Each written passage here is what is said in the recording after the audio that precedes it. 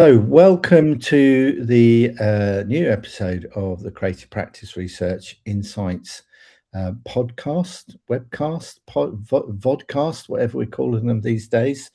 Today we have Dr. Scott McLaughlin from Leeds University, and I'm not going to introduce him. I'm going to throw over to him directly, other than to say that Scott is very not only a practitioner, but he's also very involved and has been for some time at sort of national level with sort of shouting out for creative practice research. So it's going to be a really interesting conversation, I believe. So Scott, would you like to just tell our listeners and viewers who you are and what you do? Great. Thanks so much for having me, Roy. I'm Scott McLaughlin. I'm an Irish composer. I've been in the UK since about 2004 or so. Yeah, I teach and research at the University of Leeds. I've also, as you said, I've been involved in some of the practice research stuff. So at Leeds itself, I direct our Centre for Practice Research in the Arts, which runs across a whole bunch of arts schools, largely around kind of support and looking for ways of bringing people together around common practice research issues and training and support, etc. And I was on the Sparkle project, which was an AHRC funded thing looking into the viability and need for a practice research repository. And now I'm on the ENACT project run by Jenny Evans at Westminster, which is trying to build a data service for practice research. Great. Okay. Well, we're going to pick up on some of that later. But first of all, I just wondered if you could sort of introduce us to your personal creative practice research and the questions that drive you as a researcher. Yeah, sure. So I as a composer, I don't work so much with notes. I work a lot with physical materiality of instruments, and particularly in trying to coax them into spaces where the instrument kind of has its own agency, where the instrument is making its own sound. And then working with players who are interested in that kind of agential balance as well, where the player, rather than controlling the instrument and making the instrument make sounds, which they do so beautifully, more about thinking about how the player is co-working with the instrument, is supporting it, is putting energy into it, is changing its configurations, like moving fingers around, changing what holes are open on a clarinet, etc.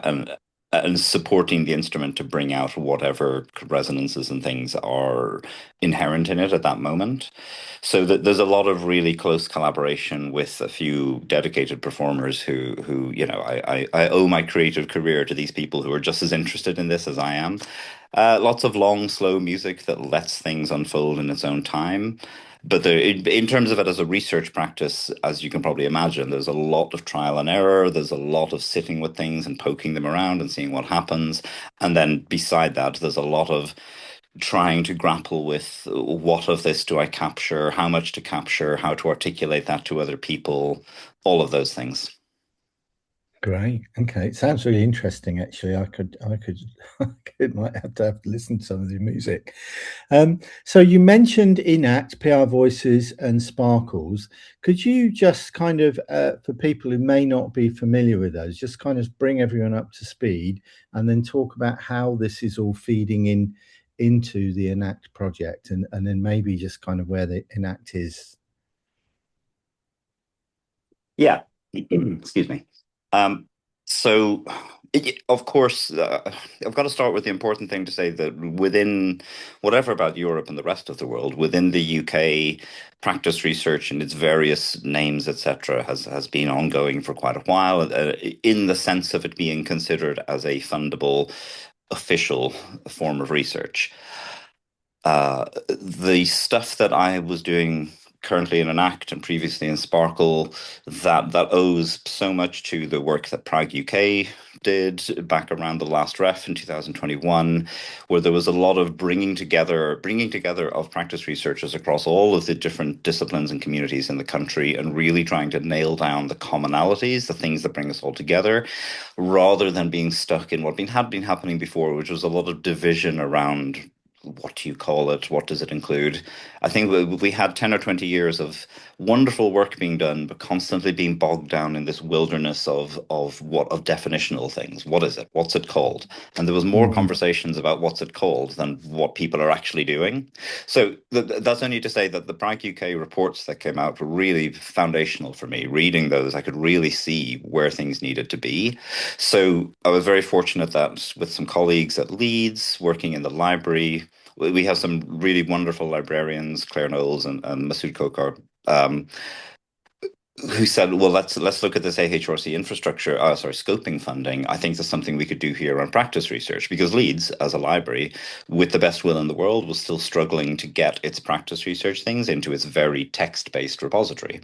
So we applied for AHRC funding around this scoping call, and it was a 6-month project to scope out whether or not a practice research repository was needed and what would it do.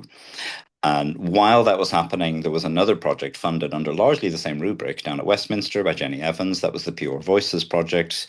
They were looking at it more from the library metadata backend perspective. Um, and as we were going on, these two projects spoke to each other more and more. And by the time we got to the end and we submitted our reports, we were largely saying the same things. So then we came together and spent about 2 or 3 years trying to find a way to make a singular project to make this happen. And that was funded back in October, under AHRC infrastructure funding. So we have a 3-year project trying to work with some technology partners on building this data service.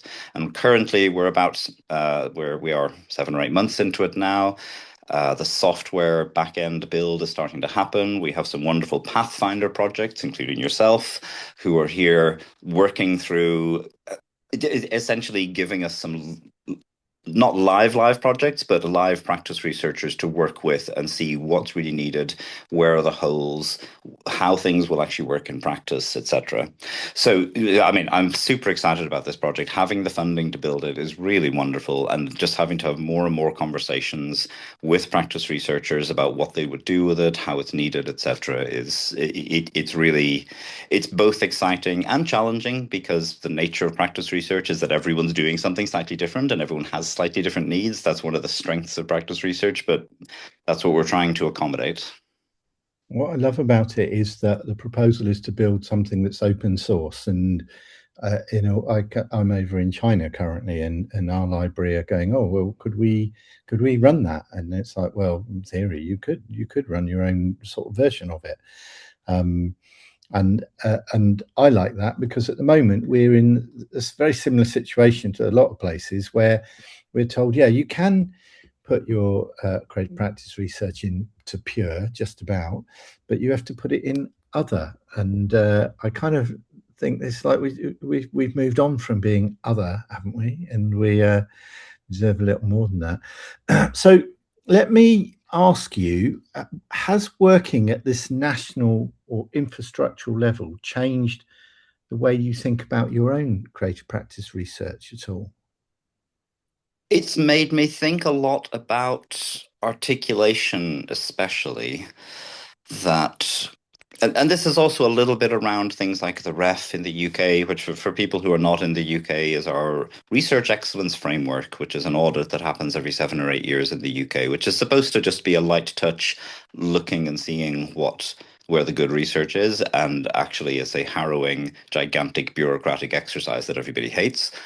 But at the same time, for practice research, it is kind of useful in that it brings everything under one banner of what is research. This is research, 3 lines of text. If it's and so working both with SEPRA in Leeds, the Centre for Practice Research, and working in the ENACT thing, just getting to watch other practice researchers in other disciplines deal with these questions of how do I articulate this as research is really fascinating, and it brings a lot of different things home to me.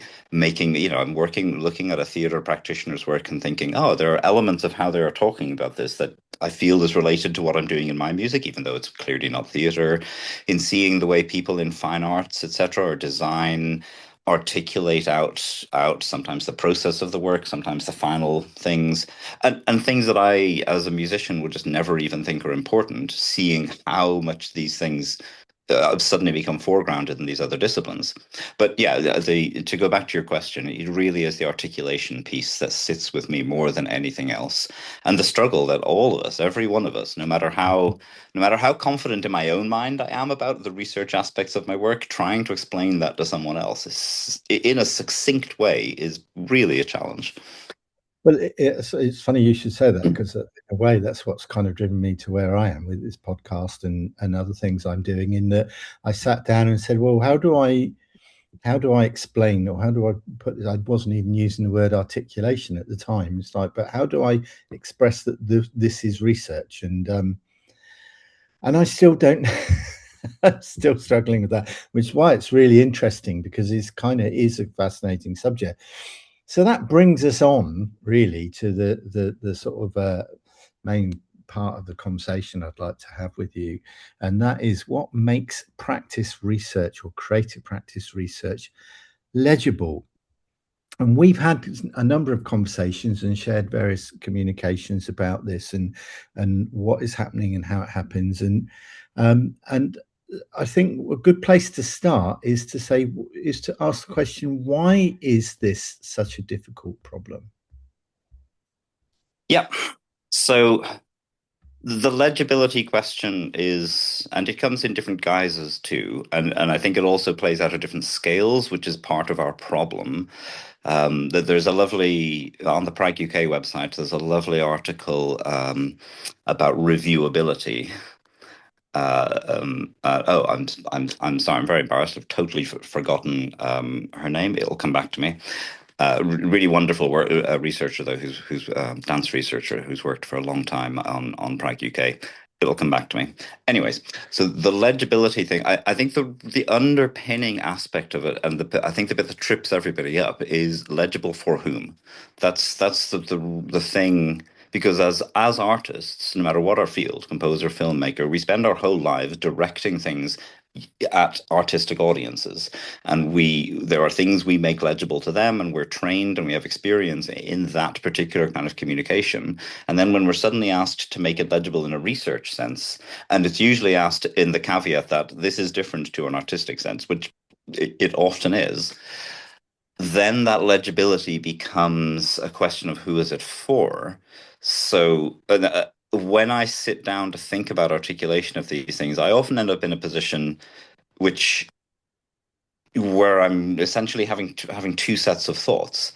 How am I communicating this to people who are peers, as in people who are talking about the same things as me, who will already understand the background, who don't need much of a leg up to see what I'm doing, versus how do I explain this to people who are completely outside my field, possibly, and this is something that in more traditional forms of research isn't really an issue. If you write a journal article, it's really aimed at your own peers. It's aimed at people in your area. You don't really have to worry larger than that. But I think practice research always has this bit of a baggage, a history that we have to justify ourselves. And we feel we have to make this clear to a bigger field than us. I always argue that the legibility thing, if in an ideal world, what I would do with my research is I would sit there with my cello, and you would sit there with your cello or your whatever, and we would sit and we would play to each other, and we would articulate what needs to be articulated in those moments. But that only works 1 to 1 or 1 to 10 Mm. or in a room. That's the ideal version. So then everything else up from that is, okay, what compromise do I have to make to get this onto a video, to get this into a paper? How do I do this in a way that a video will make this work? So in that sense, sorry, go on. Oh no, go on. What I was going to say is that I think that in a way, that speaks a lot to the work that I've been doing, which is to a certain extent been driven by an instrumental need to kind of go, well, how do you make your stuff referable? Because how do Yeah. if I publish a paper, it's peer reviewed, so on, it gets published, and that's done.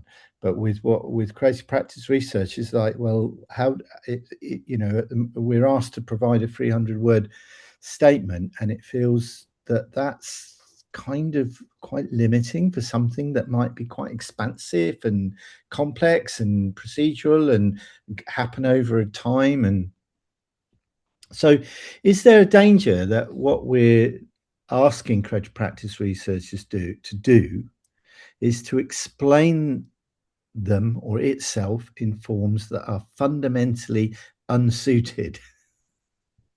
I know what you mean. There's two or three things to say in there's two or three things to go over in response to that, and all with the caveat that we don't yet know what's going to happen for Ref 2029, but I think we can assume that the rules are going to be largely the same with respect to us and 300 word statements and things as they were for Ref 2021.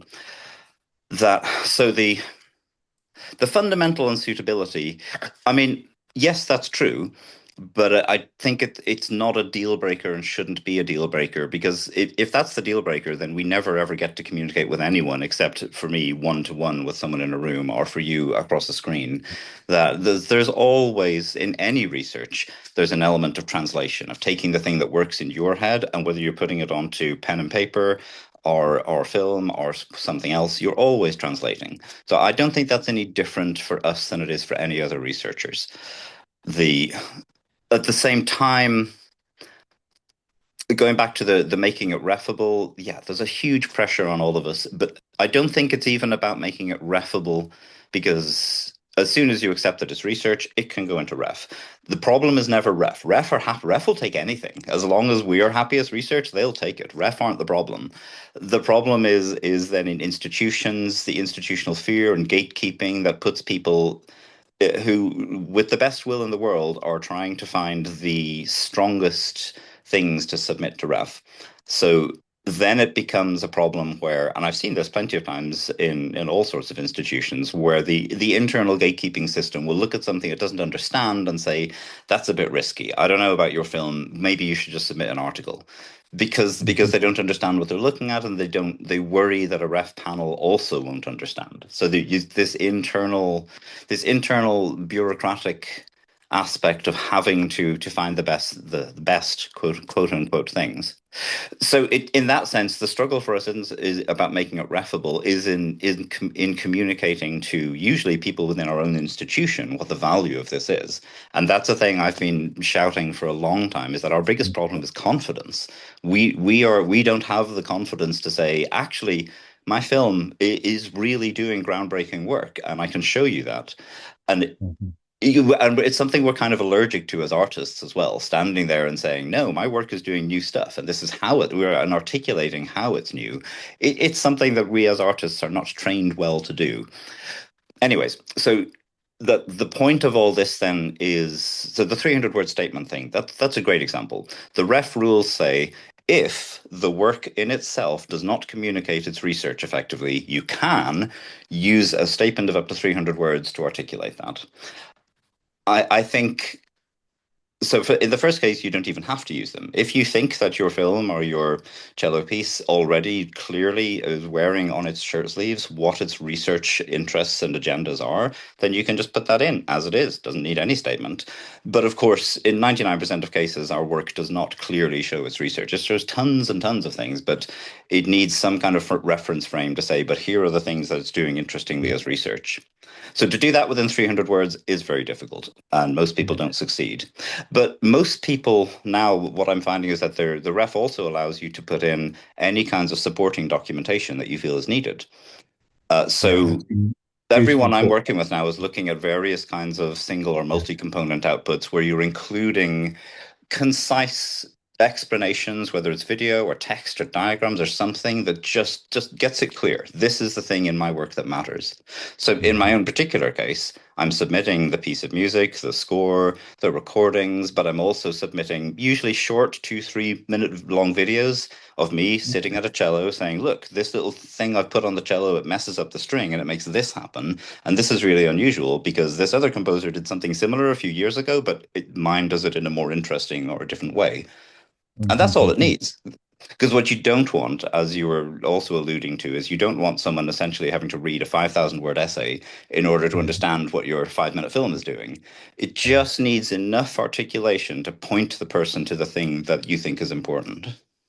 Yeah, and I still see that a lot with creative practice researchers. Well, they'll do the creative practice research, and then they'll write a paper in order to kind of legitimate what they're doing as research. And it's like, no, But at the same time, I can absolutely understand why that there is a need to articulate, and we're going to go on and talk about this in a little bit, the research, because we're not doing this out of a so it was very clear to me once a few years ago at Mexico conference on a panel. It's like we're doing creative practice research in academia, and so the positioning of it, the situating of that in academia as research means that there has to be some kind of researchy output as well, and that's something that I guess leads us on to this discussion about research articulation.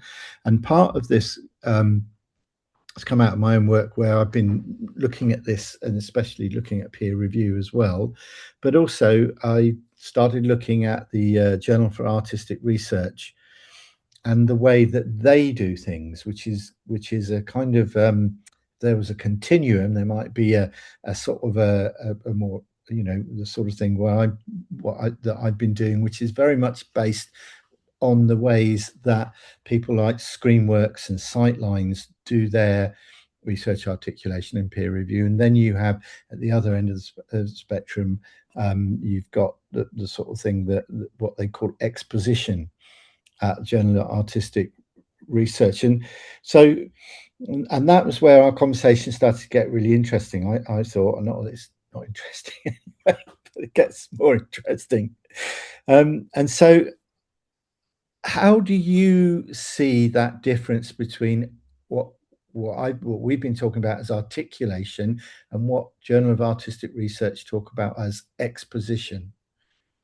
Yeah. And there is, as we both know, there is that wonderful Michael Schwab article on exposition that I think really explains it very clearly. I haven't read it in a while, but it's really, really good. JAR, the whole research catalog ecosystem, I think is fantastic. It just having that out there again was really influential in thinking about ways you can do this. And other journals that are popping up on similar kinds of platforms now. Like there's one out of the Orpheus Institute for Music called Echo, similarly rich in media and open. But just the exposition versus articulation thing, I'm going to trip up over this because I haven't read Michael's article in quite a while, but I don't think there's a fundamental difference, or at least on the most simple level, the point of the exercise is to create a focus.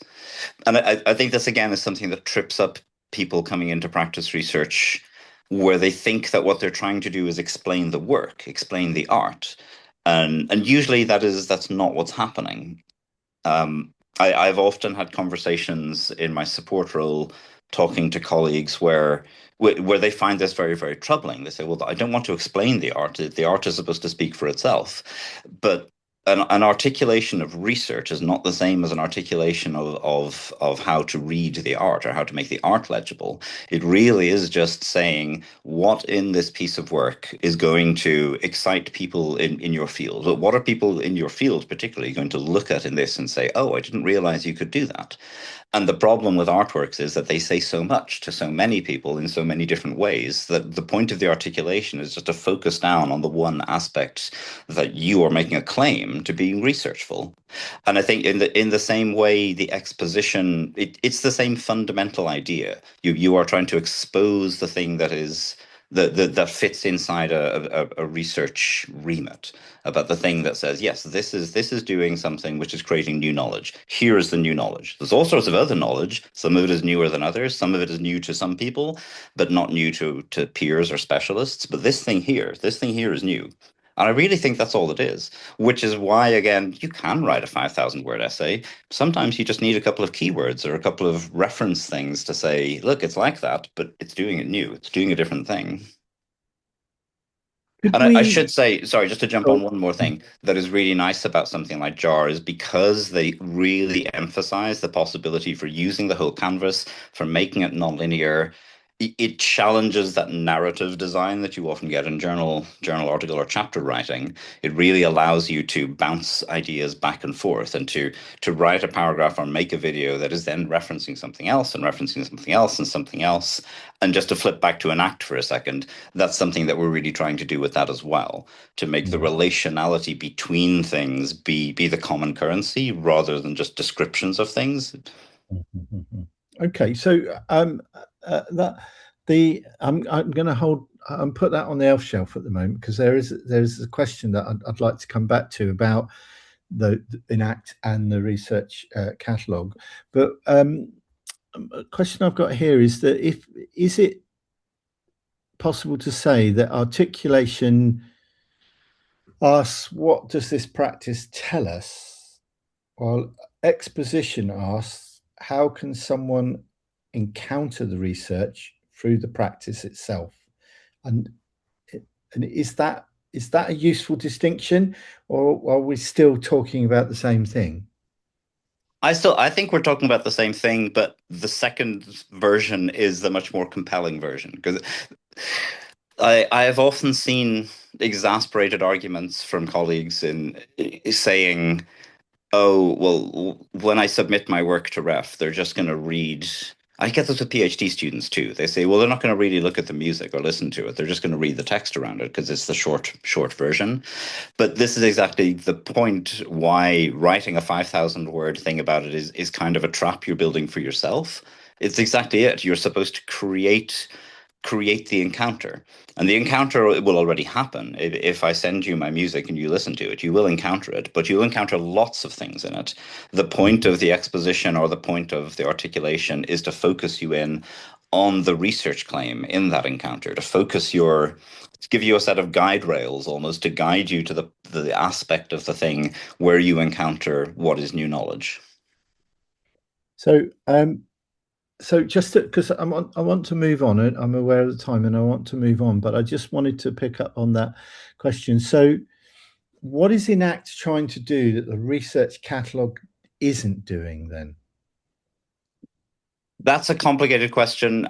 Sorry, that's a question I can't answer well because I'm not someone in a metadata library backend context. I know from conversations with Jenny. I mean, essentially, there's a distinction here about a data service that is linked into within the UK. Let's just assume we're working within the UK for the moment, which is what ENACT in this version is going to do.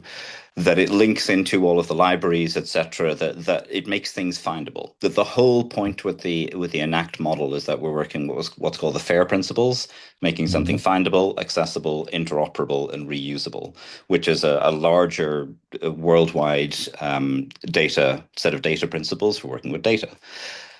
So I think one of the key differences, I mean, to be honest, there's no way of me answering this without just exposing how little I know about the research catalog. So none of this is a slight on the research catalog, and I'm very sure that if you speak to them, they will tell you things that I wasn't aware of.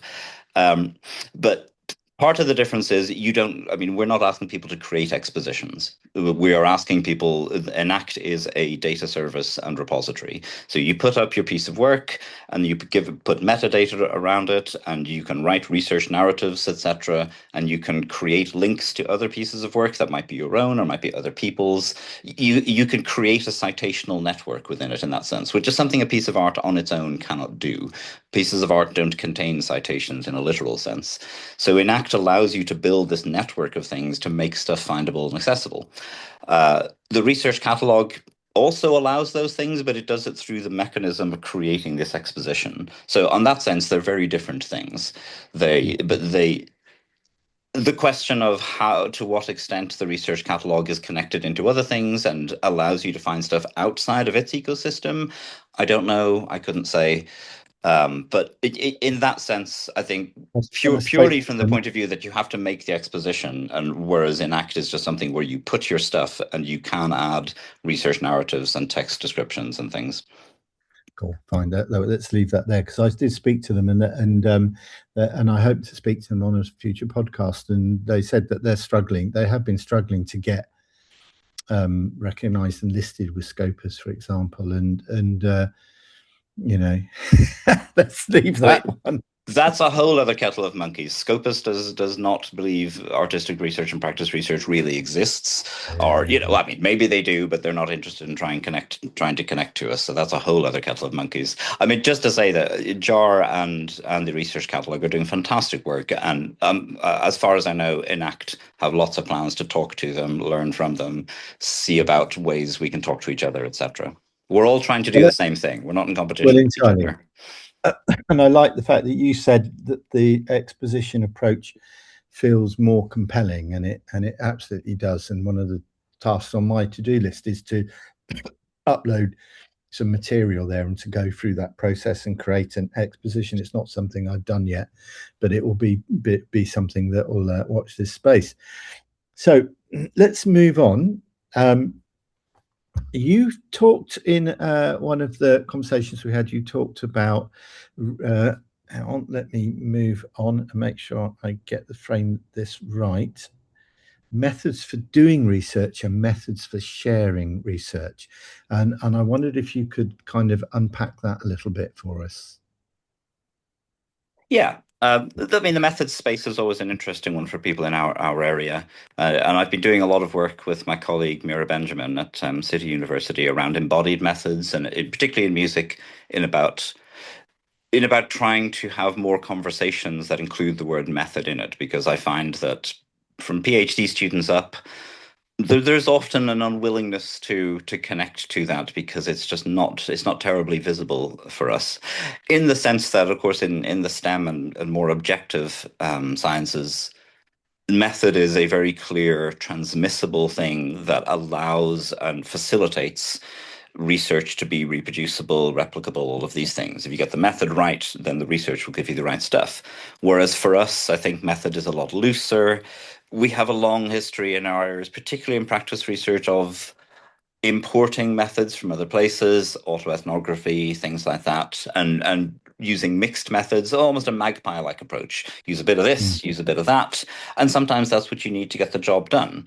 So in that sense, particularly around embodiment and dealing with in music, what kind of methods can we use? We've been spending quite a lot of our time sitting down and seeing what do these methods do? What are they useful for? Or where is the gap in what you're trying to do?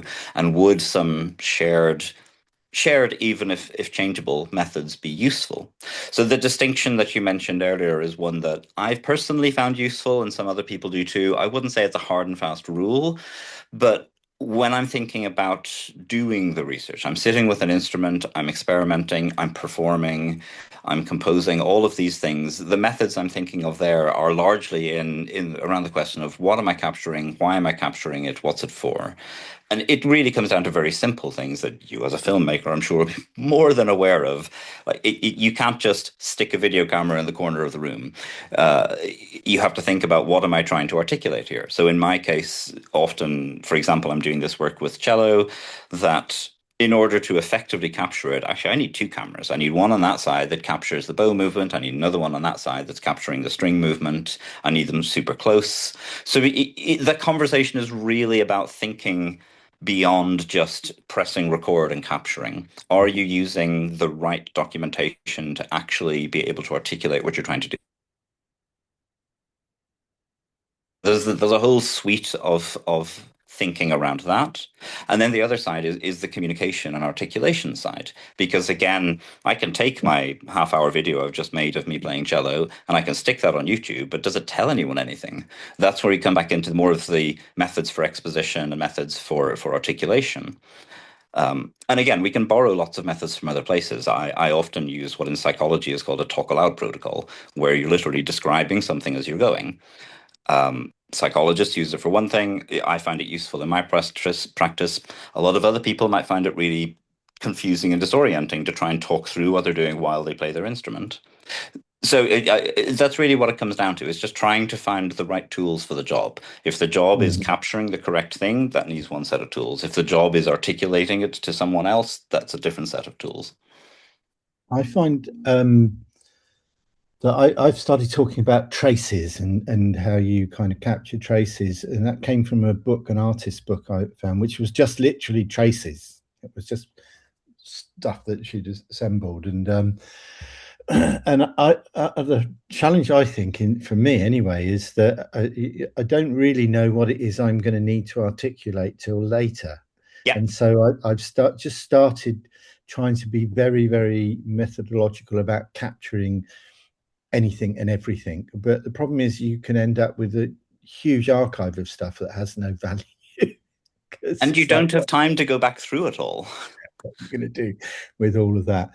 Um, and so I had, like, on the last project I did, I ended up with a 6 month, no, nearly a year long chat log where we were kind of doing a lot of work. And it's like, well, there are a couple of moments in there that are significant and that I've written about, but actually that's a huge amount of data that's not necessarily very useful at all. Yeah.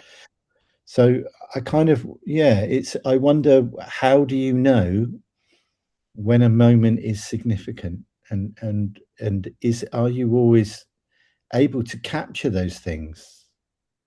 Well, I think this again comes down to that nature of our role as artist researchers, that we, I mean, at the end of the day, like, all artists are making new knowledge. The only real difference between an artist and an artist researcher is that as a researcher, our job is to communicate that new knowledge. If my friend, an artist, comes up with this radical new technique that totally rethinks how you do a certain kind of painting, and it's really, really a change, it could be a paradigm shift, she's under no obligation to tell anyone about this. But if she's employed by a university as a researcher and that is her research area, that's the job. The job is to say, oh, look, a new thing. Now, please, everyone come and look at this new thing, and I will do my best to explain it to you. Disseminating knowledge is our job. So then when you're thinking about it in that way, then as there's a real tension between being the artist who's able to do the artistic work and also being the researcher who's able to capture and disseminate this. I think there's a kind of a halfway point. There's a point where in a project where you don't know what you're doing. You've gone into it, you've got a hunch, you think something's interesting, but I think there has to be part of the methodology is being ready and aware and setting up the conditions for figuring out what the questions are, what the topic is. That sometimes you don't get there till the end. Sometimes you Yeah. make the whole film and then you get there and then you realize what it was about and what it was going to do. And then you have to work back a little bit to articulate things. And then you might have to dig through hours and hours of stuff to find the good bit. Ideally, what you want is, and in fact, in the worst case scenario, you get to the end, you make the film, you realize what the research is, you realize you should have captured it this way, and this way, and then really you should probably go and make the film again or make a similar one so that this time you can do it right from a research perspective. I have had plenty Mm. of pieces of music where that happened, but that's also like my research output tends to be a research question or topic across a 5 or 10 year span where I just keep Mhm. writing tons and tons of music that's kind of and itching away at the same questions. And there's a chunk of those pieces of music where I didn't know what I was doing, and then there's a chunk where I'd figured it out, and I was able to Yeah. hone the composing to get at exactly the thing I wanted to. So I'm aware of time, and so I just thought I've got loads more questions, but we're going to have to let those slide. And just say, if you had some advice for a creative practitioner trying to identify and communicate research taking place through their work, what advice would that be? Where would they begin? There's a few different things. I think on the one hand, you have got to fall in love with the research side. You've got to really want to share this stuff and to articulate and to explain to people. I think that makes your life a lot easier if you're not constantly fighting against the need and the impulse to do that. But sometimes it's not you. Sometimes that involves working with someone else who can be the disseminator, who can be the person who puts the ideas out there. I know some people who work in really well in kind of duos and trios where they write articles together, and one of them is really doing the artistic side, and the other person is pulling it out and making it legible. So I think there's that side. I think it has to be embraced, or you just have a very frustrating academic life. I think on the other thing is talking to more people. Again, as artists, we're often encouraged to be lone wolves, ivory towers, all of this kind of thing. But I really see the value in sitting and seeing how other people do it, talking through your articulations, bouncing them off other people, testing them out, finding different ways to communicate these things. Again, it can feel uncomfortable for people, but I think there's a real value in sitting and sharing our articulations with each other and seeing if they come across and seeing if they do the job and just keep tweaking and tweaking and tweaking. That's a good piece of advice. And we've just started, or just starting a creative practice research PhD, and we're having those kind of conversations. And I think actually pitching it as, you know, articulating. We're talking about doing regular, getting the students to do regular pechakuchas, and saying, okay, you've got, I can't remember how many slides it is. It's 20 slides in 7 minutes. You've got 20 slides to articulate where your research is now, and using that language is probably good. Or exposit your research, Yeah. maybe. There's, I mean, with my own PhD students, at every supervision, I mean, I don't ask them every time, but the way I set it up is that we're going to look at your research questions in every supervision and make sure they're still right, because it's going to take a year and a half to get them to the point where they're doing the job. Research Right. questions are like muscles. They propel an idea forward. It takes a long time to get them honed and doing the right thing. And I think it's the same for any research project. And I think as artists, we're always paranoid that it has to be perfect the first time. And it's like, no, no, you've got to sit down and accept that there's a process to be done here, and that process gets you to the right place eventually. Great, what a really good sign off.